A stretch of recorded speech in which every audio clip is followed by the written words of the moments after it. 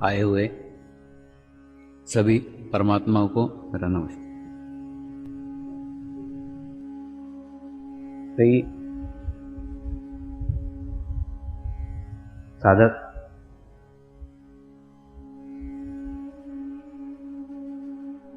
अपनी अलग अलग क्रियाएं करते हैं,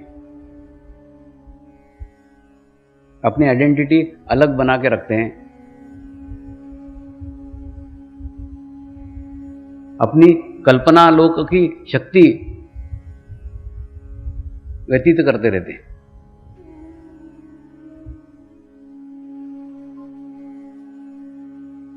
अनुभूति और कल्पना, इन दोनों में जमीन आसमान का अंतर है।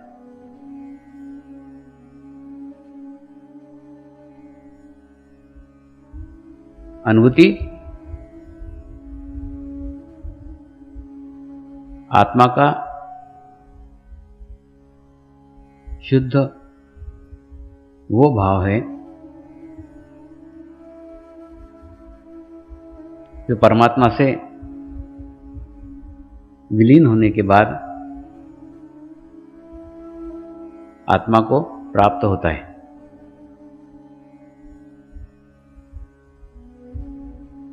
और कल्पना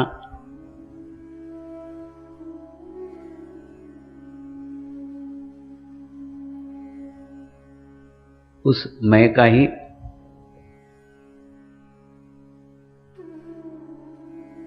उस अहंकार का ही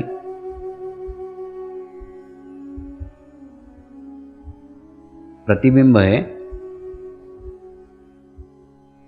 जो आपको वास्तविकता से दूर करती है। कल्पना आपको सामूहिकता से दूर करती है और उस कल्पना के रास्ते पर आप कब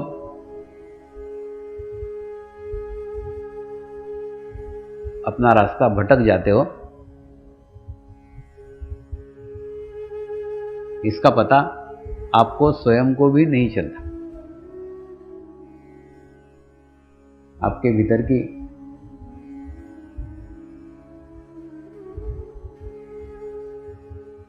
बड़े होने की इच्छा,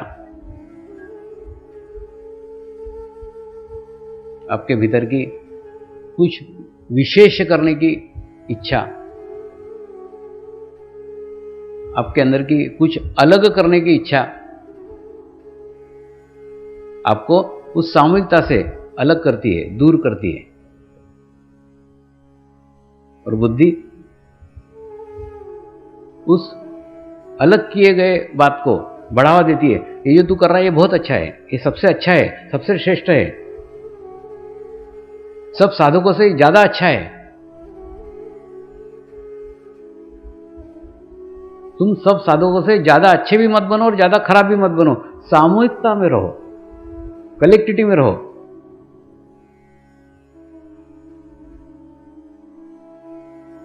ज्यादा अच्छे हो गए तो भी आगे निकल जाओगे, खराब हो गए तो पीछे रह जाओगे।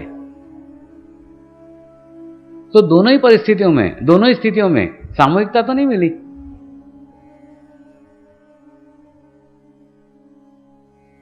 कलेक्टिविटी तो नहीं मिली।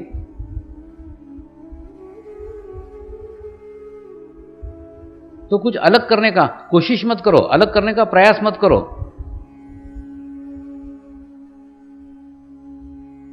आध्यात्मिक क्षेत्र में प्रयत्नों को कोई स्थान नहीं है।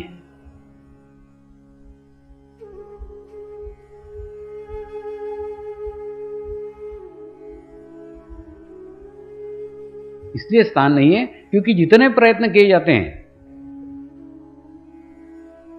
जितने भी प्रयास किए जाते हैं, प्रयत्न सदैव शरीर से किया जाता है। और आध्यात्मिक प्रगति आत्मा का शुद्ध भाव है।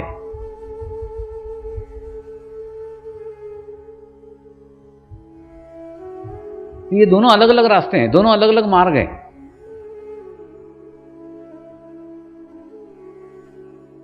प्रयत्न से मेरे को भी नहीं मिला है, तो प्रयत्न से आपको कहां मिलेगा? ये रास्ता ही अलग है, ये मार्ग ही अलग है।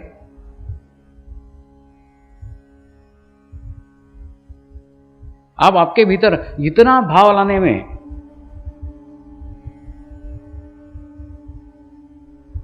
सफल होंगे, उतना ही आपका स्वयं का मैं गिरता चला जाएगा।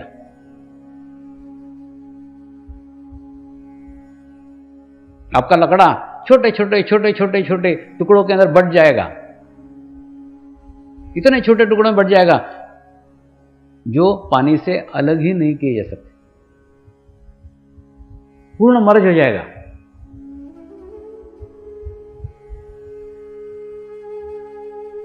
अन्यथा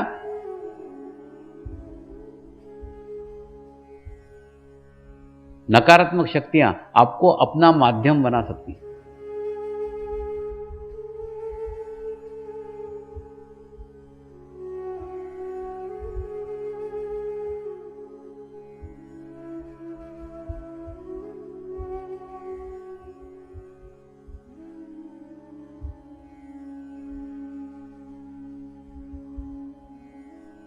बीच में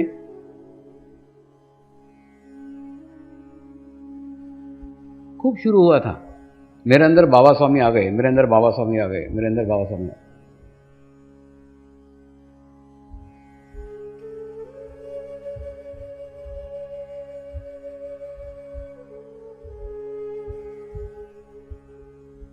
एक ध्यान रखो, मेरे को आप तक पहुंचने के लिए कोई माध्यम की आवश्यकता नहीं है, मैं सीधा पहुंच सकता हूं।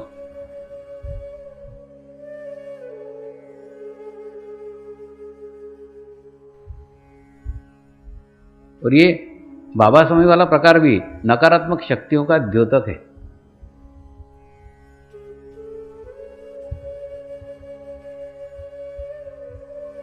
ये 45 दिन के अनुष्ठान के दौरान एक एक साधक की संपूर्ण स्थिति का अवलोकन होते रहता है।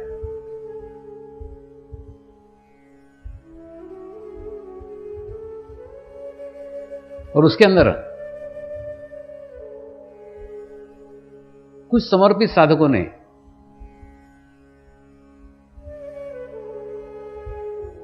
मुझे देवतुल्य दर्जा दिया है।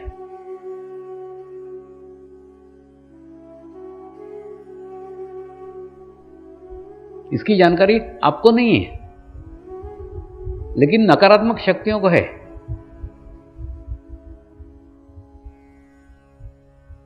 वो जानती है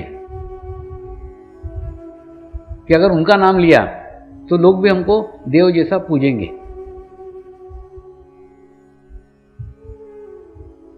सदैव याद रखो, बुरी शक्तियां भी बुरा रूप लेके कभी नहीं आएगी। उसका पैकिंग हर दफे सुनहरा रहेगा, सुंदर रहेगा, अच्छा रहेगा, तभी तो आप आकर्षित होंगे।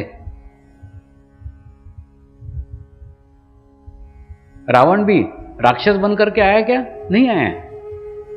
रावण भी साधु का वेश लेके आया।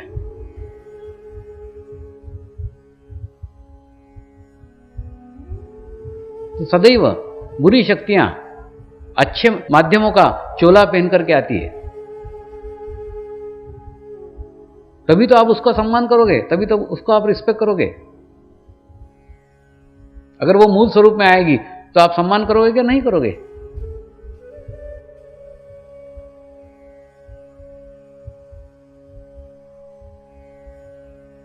इसलिए आज स्पष्ट बताता हूं, मेरे जीवन काल में नहीं, मेरे जीवन काल के बाद भी कोई बाबा स्वामी नहीं आने वाला है।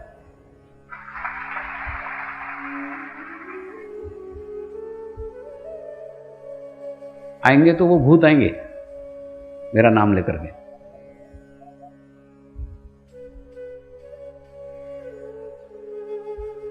अरे बाबा, थोड़ा सा एक इसका रहस्य समझो ना। 800 सालों से सदैव प्रयत्न चल रहा था, एक गुरु से एक शिष्य तक, एक शिष्य से एक शिष्य तक, एक शिष्य से एक शिष्य तक परंपरा चली आ रही थी। और सबका उद्देश्य क्या था? एक ही उद्देश्य था, इसको सार्वजनिक किया जाए, इसको सामूहिकता में बांटा जाए, इसको कलेक्टिविटी में बांटा जाए, इसका विकेंद्रीकरण किया जाए, इसको प्रत्येक मनुष्य मात्र तक पहुंचाया जाए।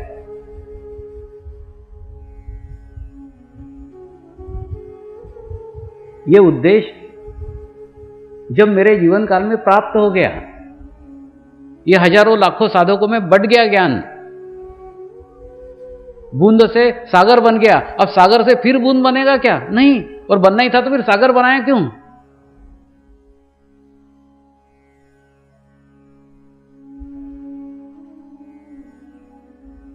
मेरे जीवन का लक्ष्य पूर्ण हो गया है।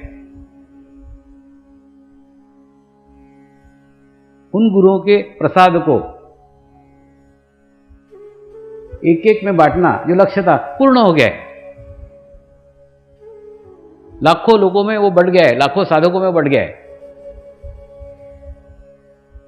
और बढ़ने के बाद में फिर उसकी रिवर्स एंट्री नहीं होगी, फिर कोई एक व्यक्ति निर्माण होगा, ऐसा कभी नहीं होगा, क्योंकि शक्तियों का विकेंद्रीकरण हो गया है। और विकेंद्रीकरण करना ही गुरुओं की इच्छा थी। अरे बाबा, प्रसाद बांटने के बाद में कभी उसको इकट्ठा करते हो क्या? बस वैसा ही है। ये तो उषक काल है।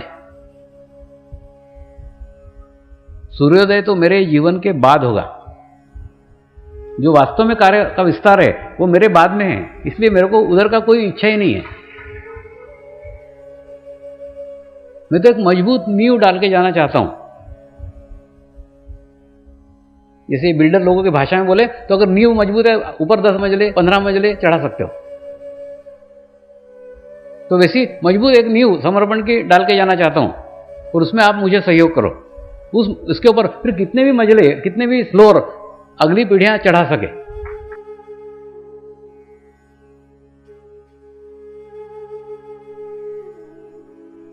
नींव डालने से मेरा आशय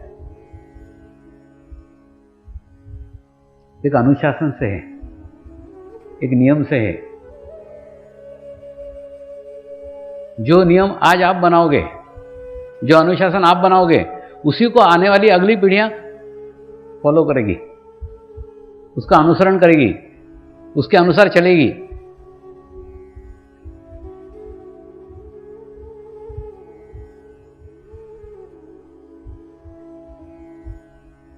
आज पहली आवश्यकता है समय के पाबंदी की।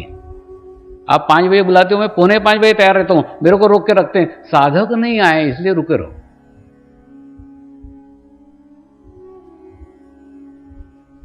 टाइम का ध्यान रखो ना। 5 बजे का कार्यक्रम है, 5 बजे आना चाहिए।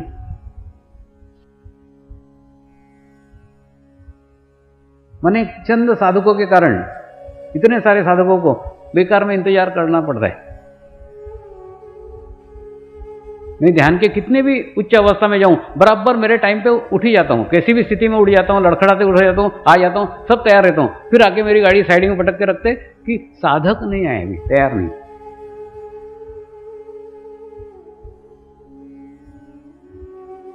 एक अपने समय के पाबंदी का ध्यान रखो।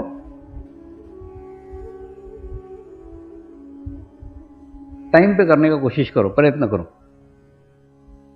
और तुम इच्छा करो, तुम कर सकते हो, तुम इच्छा ही नहीं करते।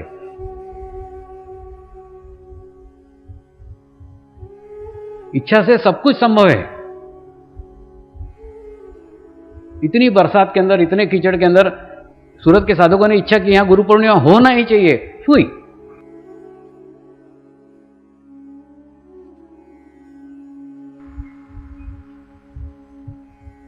वो तो बीच में बरसात इसलिए आई थी कि उनको अधिक से अधिक गुरु कार्य करने को मिले। बोलते ना, मेहनत से मिलता है तो बहुत उसका महत्व रहता है, वैसा है। तो इतना अच्छा कार्यक्रम, इतना अच्छा पंडाल अपने को देखने को मिल रहा है, लेकिन उसके पीछे उन्होंने क्या पापड़ बेले वो उनको ही मालूम है। लेकिन अंत भला सो सब भला।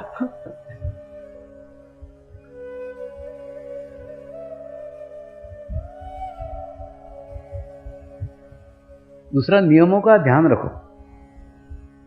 कुछ भी नियम बनाते हैं वो नियम अपने आप को किसी के अधीन करके ढालने के लिए है। अपन स्वतंत्र मुक्त तो अपने जीवन में रहते ही हैं, अपने को कौन बोलने वाला है? स्वतंत्र हैं, स्वतंत्र देश के स्वतंत्र नागरिक हैं।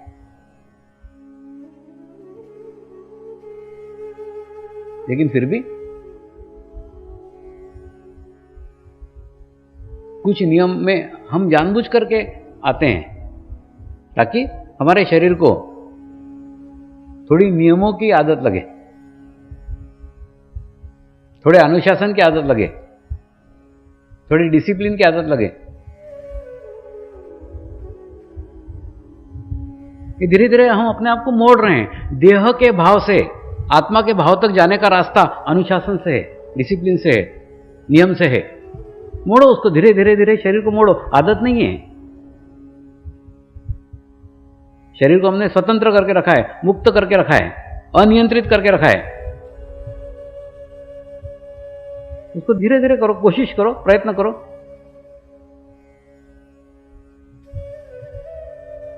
और मोड़ते मोड़ते उसको आप अपने नियंत्रण में लाओ।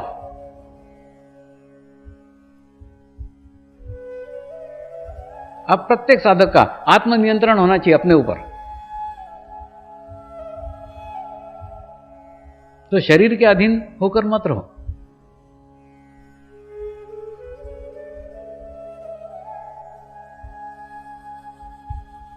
तो अपने शरीर की बुरी आदतें,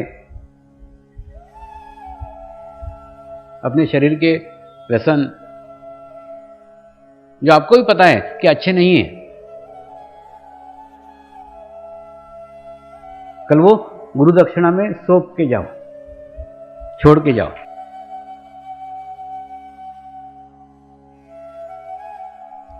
चलो गुरु दक्षिणा में कल एक ही चीज दो, बाकी सब मैं संभाल लूंगा। तुम दूसरों में चित्त डालना छोड़ दो, दूसरे के दोष देखना छोड़ दो, बाकी सब ठीक हो जाएगा।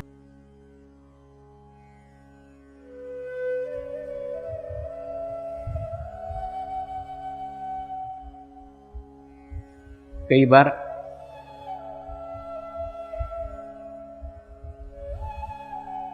साधक पूछते, स्वामी मैं घर पे तो नियमित ध्यान करता हूं, सेंटर पे नहीं जा पाता, सेंटर पे जाने की क्या आवश्यकता है? सेंटर पे जाने की क्या जरूरत है? तो मेरा निजी अनुभव यह रहा है कि ऐसे साधक बाद में छूट जाते हैं।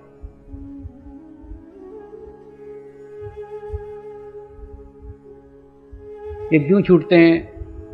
क्या भीतर की प्रक्रिया होती है, क्या बाहर की प्रक्रिया होती है?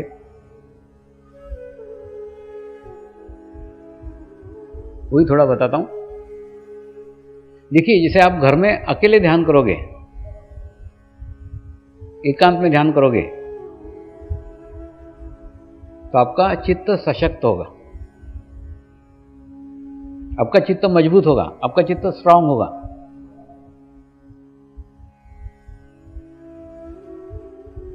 लेकिन केवल चित्त सशक्त करके, केवल चित्त स्ट्रांग करके आध्यात्मिक प्रगति नहीं हो सकती। क्यों नहीं हो सकती?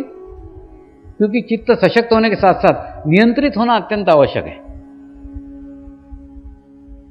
नियंत्रण खुद के ऊपर कैसे करोगे? आप 50% अच्छे और 50% बुरे हो, तो दोनों बराबर बराबर है ना। तो तुमको तुम्हारे ऊपर नियंत्रण करने के लिए अच्छे आत्माओं की सामूहिकता की आवश्यकता है, अच्छे आत्माओं की कलेक्टिविटी की आवश्यकता है। जब आपकी अच्छाइयां, आपकी आत्मा अनेक पवित्र आत्माओं के सानिध्य में रहेगी, सामूहिकता में रहेगी, कलेक्टिविटी में रहेगी,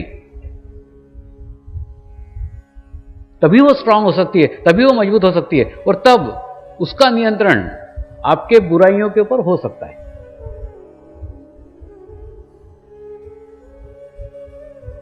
आपकी बुराइयों से मेरा आशय चित्त के बाहर भटकने से है।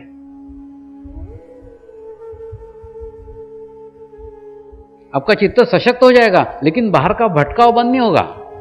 इसमें चित्त डाल, उसमें चित्त डाल, उसमें चित्त डाल, जो करोगे वो करते ही रहोगे, और उससे एक दिन सबका कचरा आपके अंदर भर जाएगा। माने आपकी स्थिति ऐसी हो जाएगी कि 20 के स्पीड से कार चला रहे थे तो एक्सीडेंट होने का चांसेस कम था, 100 के स्पीड में कार चलाएंगे तो एक्सीडेंट बड़ा होगा। वैसे ही आप कर रहे हो, चित्त को खूब सशक्त कर रहे हो, चित्त को खूब मजबूत कर रहे हो, लेकिन नियंत्रण में नहीं है ना। उससे अच्छा अगर आप सेंटर पे जाते हो सकता है आपका चित्त इतना सशक्त नहीं होगा जितना घर पे होता है, उतना धीरे धीरे होगा। प्रगति थोड़ी थोड़ी होगी, क्रमबद्ध तरीके से होगी, लयबद्ध तरीके से होगी, लेकिन अधोगति कभी नहीं होगी। कभी भी सेंटर पे जाने वाला कभी नहीं गिर सकता। क्यों नहीं गिर सकता? क्योंकि उसको संभालने वाले अनेक है, अनेक आत्माओं की सामूहिकता है, अनेक आत्माओं की कलेक्टिविटी है, वो उसको बराबर नियंत्रित रखेगी, बराबर बैलेंस रखेगी।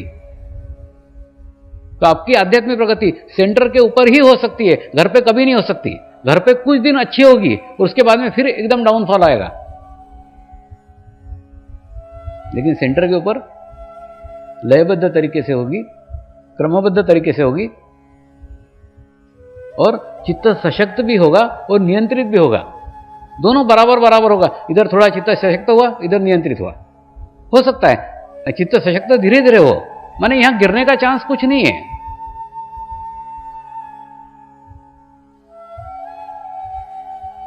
पूर्ण संतुलित प्रगति सामूहिकता में संभव है, कलेक्टिविटी में संभव है।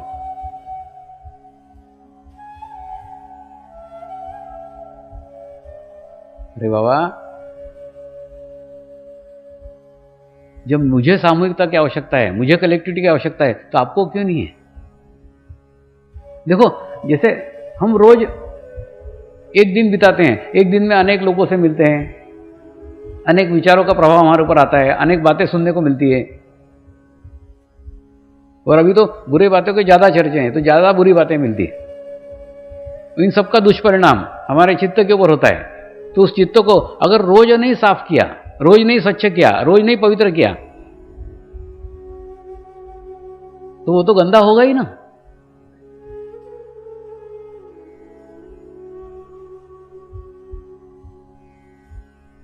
और ध्यान करना यानी अपने गुरु के साथ रहना है, गुरु के सानिध्य में रहना है।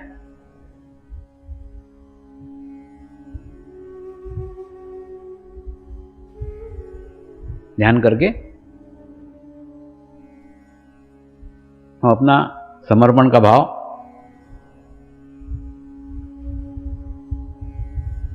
बनाए रख सकते हैं। मैं भी आज भी ध्यान करके, आज भी मेडिटेशंस करके मेरे गुरुओं के सानिध्य में सदैव रहता हूं।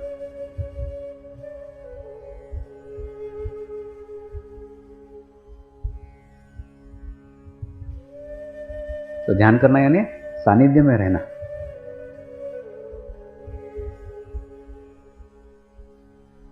तो समर्पण ध्यान में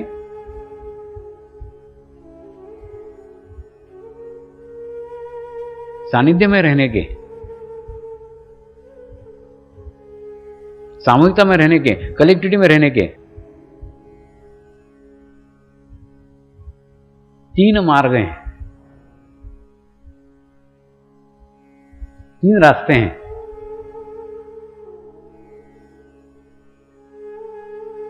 इन तीनों रास्तों से आप अंत में एक ही लक्ष्य पे पहुंचते हो, एक ही स्थान पे पहुंचते हो।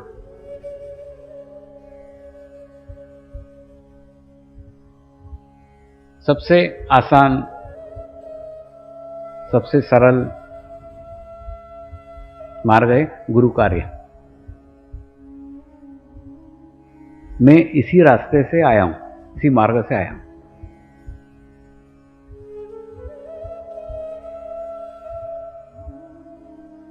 एक अच्छा कार्य करना और एक अच्छे कार्य में सहकार्य करना समान एक जैसा है।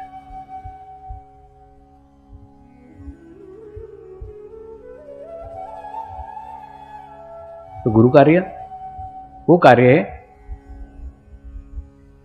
जो आत्मा परमात्मा के लिए करता है, परमेश्वर के लिए करता है। उसमें कहीं मैं का,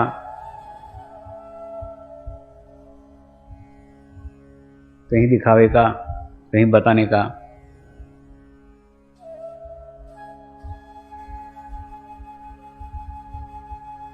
कोई उद्देश्य नहीं होता,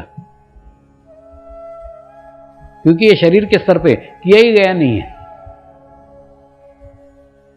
ये एकदम शुद्ध भाव से आत्मा ने परमात्मा के लिए किया गया कार्य।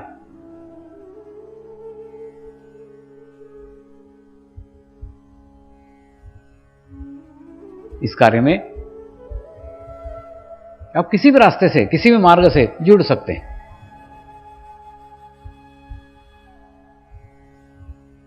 प्रार्थना करके, प्रेयर करके भी जुड़ सकते हैं, चित्त से शामिल होकर भी जुड़ सकते हैं।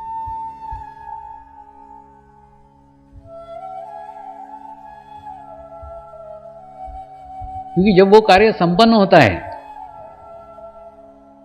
तो अपार खुशी प्राप्त होती है, अपार प्रसन्नता प्राप्त होती है। अब तुम लोग यहां बैठे हो, तुमको बैठा देख करके सबसे ज्यादा खुशी उन लोगों को हो रही हुई जिन्होंने ये पंडाल का निर्माण किया।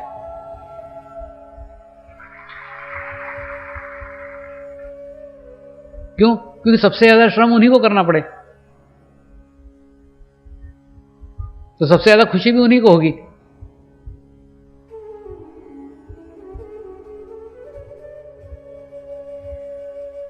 तो गुरु कार्य एक ऐसा मार्ग है, एक ऐसा रास्ता है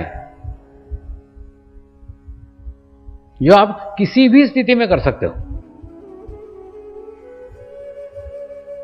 आपकी मन की स्थिति कैसी भी हो, आपके शरीर की स्थिति कैसी भी हो, कैसे भी स्थिति में यह कार्य किया जा सकता है। एकदम आसान कार्य है।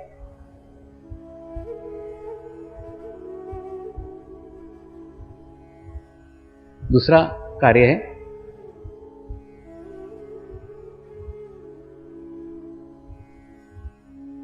गुरु मंत्र का जाप।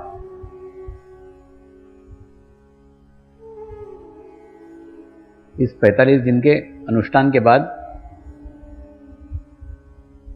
ये मंत्र पूर्णतः सिद्ध हो गया है।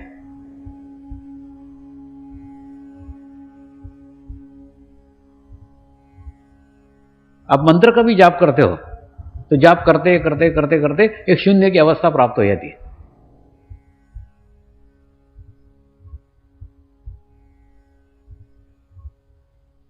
अभी मैं इंग्लैंड का दौरा करके आया हूं और उस दौरे में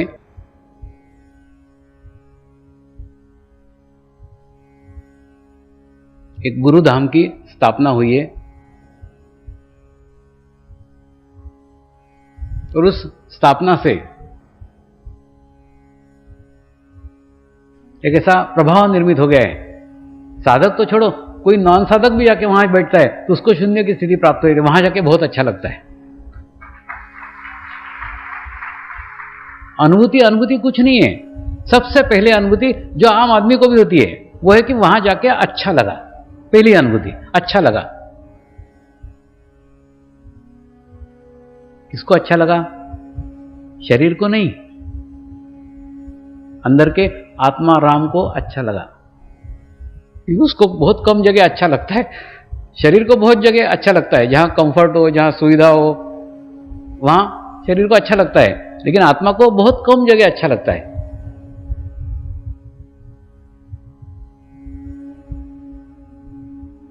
तो सबसे पहले अनुभूति अच्छा लगा।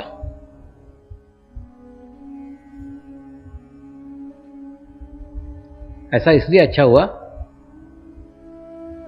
कि वहां नामस्मरण चलते ही रहता है। एक ही वाइब्रेशंस, एक ही रिदम पे उस हॉल में निर्मित हो गए।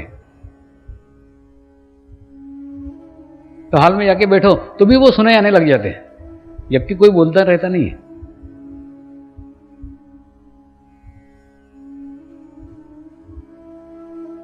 तो जाप करके भी गुरु के साथ जोड़ा जा सकता है, गुरु के सानिध्य में रहा जा सकता है, और गुरु से बड़ा गुरु का नाम है।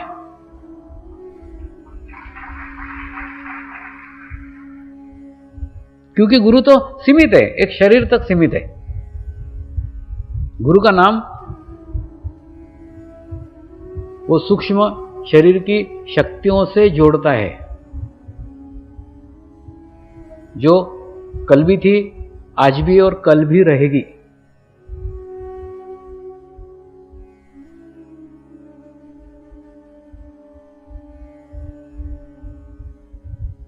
मंत्र के अपने अलग वाइब्रेशंस है, मंत्र का अपना अलग एक ओरा है, मंत्र का अपना अलग एक आभा मंडल है।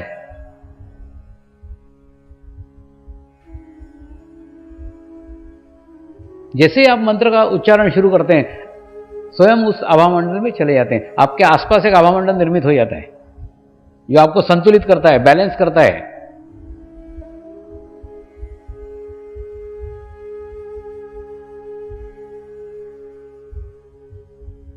जोड़ता है,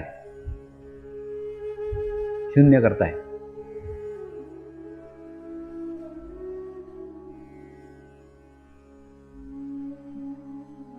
तो गुरु से बड़ा गुरु का नाम है। उस नाम को पकड़ करके भी गुरु की शक्तियों के साथ जुड़ा जा सकता है।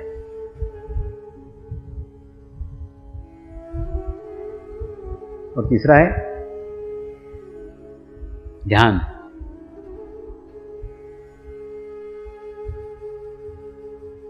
ये कठिन है, लेकिन तीसरा स्टेप है।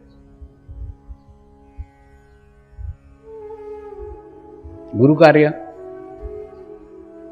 गुरु मंत्र और ध्यान।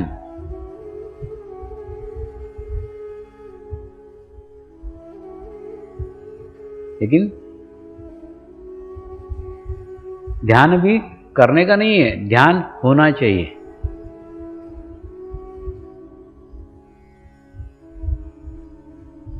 आपको कुछ नहीं करने का है, अपने अस्तित्व को शून्य करने का है।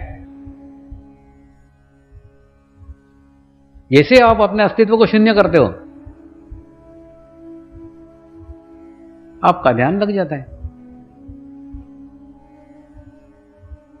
और अस्तित्व शून्य सिर्फ भाव से हो सकता है, प्रयत्न से कभी भी नहीं हो सकता।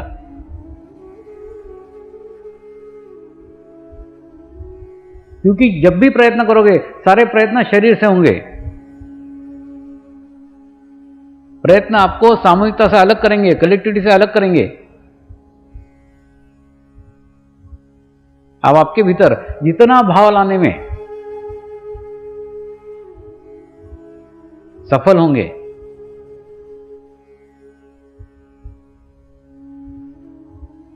उतना ही